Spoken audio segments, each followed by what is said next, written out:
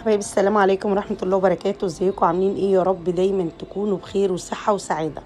تعالوا كده نصلوا على النبي وبسم الله ما شاء الله اللهم بارك. النهاردة بقى نزلت جبت توضيبات الشهر بتاعتي.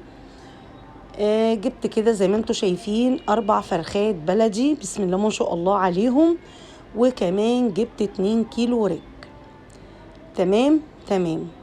الفراخ طبعا زي ما احنا عارفين ان هي رخصت، تمنها مش زي الاول.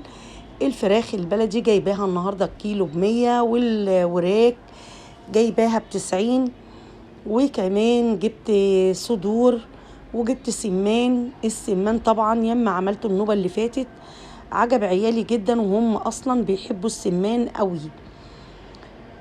وجبت كمان صدور كده هنعملها. وجبت زي ما انتوا شايفين كمان جبت كبدة، وجبت قلت له عايزه دهن، وراح اداني دوت الفرش اللي بيتعمل، انا ما اعرفش هو اسمه ايه، بس اللي بيتعمل بيه الطرب. فقلت تمام كويس جدا. كده الكبده بتاعتي اهيت، جبت نص كيلو. تعالوا بقى هنعمل خلطه جباره اللي انا عملتها معاكم كتير جدا، ولسه هنعملها كتير قوي قوي، لان دي احلى حاجه ان انتوا تغسلوا بيها الطيور بجد. قشر البرتقان ده كنز في البيت، برتقان استفندي عايزه اقول لكم تحفه. وكان عندي كده كام ليمونه في التلاجة، لقيت القشر بتاعهم اتغير، ورحت كمان حطهم زي ما انتوا شايفين كده. وهحط نص كيس كمان ملح، ويا سلام لو كان عندك ملح الرشيدي الخشن دوت. وهحط بقى كده كوبايه ميه علشان الخلاط بتاعنا يشتغل. انا نسيت احط الغطا بتاع الخلاط، ما علينا. المهم زي ما انتوا شايفين كده نزلت عامله ازاي زي الكهرمان. عايزه اقول لكم الريحه فظيعه. هاخدها بقى كده وغسلت بيها الطيور بتاعتي ونقعتها، وعايزه اقول لكم الريحه بجد رهيبه. الفراخ كده بتاعتي هحط كل فرختين كده في كيس. دول فراخ بلدي، عايزه اقول لكم الفراخ البلدي ونزلت من 140 ل 100 جنيه، حلوه وجميله جدا جدا. زي ما انتوا شايفين جبت الواحده كده كيلو ونص، اللهم بارك، حلوه قوي.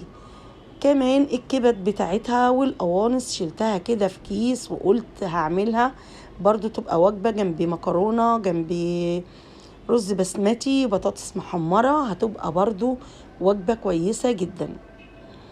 والسمان بتاعنا بسم الله ما شاء الله، عايزه اقول لكم هو كبير وزي الفل. الجوز ب60 جنيه، كان طبعا في رمضان الجوز ب90 جنيه، نزل لغايه 60 جنيه. الوراك بتاعتنا كده هنقطعها نصين، علشان ممكن بقى نعمل منها كوكي، ممكن ان احنا برضو نحطها في صينيه بطاطس، اي حاجه هتعمل لنا برضو كده وجبتين. عايزه اقول لكم الحاجه بسم الله ما شاء الله نزلت، والدقيق نزل، والرز نزل، والزيت نزل، كل حاجه بسم الله ما شاء الله نزلت وبقت زي الفل. ربنا يرخص الحاجه يا رب. طبعا انا جبت الحاجه دي كده النهارده، لسه برضو ناقص لي شويه حاجات برضو ان شاء الله هجيبها. مش لازم ان احنا نجيب الحاجه كلها مره واحده، لا، يعني ممكن نجيب طلبات الشهر على مرة، على مرتين، على 3. انتي وميزانيتك، وانتي على قد ما تقدري تجيبي. عملنا كده ال2 كيلو ريك زي ما انتوا شايفين وجبتين. وادي الكبد والقوانص بتاعتنا اهيت، والقلوب برضو كده عملناها وجبة كمان زي ما قلنا، مع شوية بطاطس وشوية رز بسمتي او مكرونة وبقوطة، اللي انتوا تحبوه اعملوه. ده بقى السمان بتاعنا، عايزه اقول لكم والله هو كبير، بس الكاميرا هي اللي مش جايباه قوي. بسم الله ما شاء الله حلو جدا، وارخص من الحمام طبعا بكتير جدا جدا.